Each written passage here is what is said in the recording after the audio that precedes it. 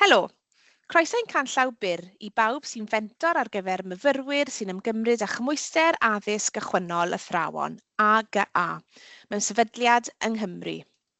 Mwyn cael at y cyfan y bydd ei angen arnoch i ymgymryd â'ch rôl, bydd angen i chi fewn gofnodi eich cyfrif ar FCGA. Mae hwn ar gael o'n gwefan cga.cymru ac wedyn dewis yr opsiwn ar gyfer mewn gofnodi i FCGA.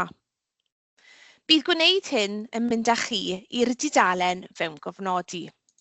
Os cewch chi drafferth wrth fewn gofnodi i'ch cyfrif, dewiswch yr opsiwn wedi anghofio eich enw defnyddiwr neu wedi anghofio cyfrinair.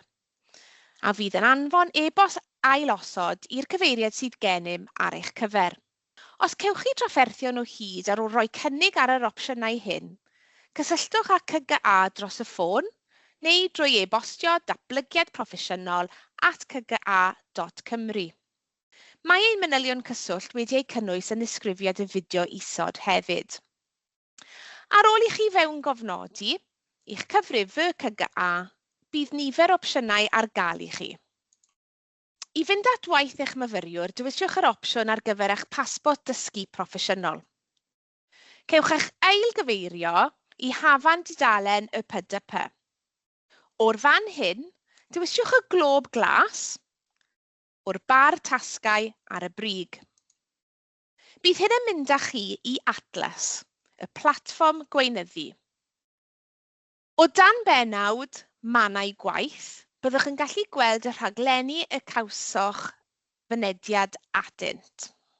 Dewiswch y ddolen ar gyfer y rhaglen yr hoffech fynd ati. Yna bydd gwaith eich myfyrwyr yno i chi ei adolygu. Os cewch chi unrhyw broblemau gyda'r broses uchod, mae CGA yma i'ch helpu. Cysylltwch â ni dros y ffôn neu drwy e-bost ac anelwn at ddatrys eich problem mor gyflym a phosib.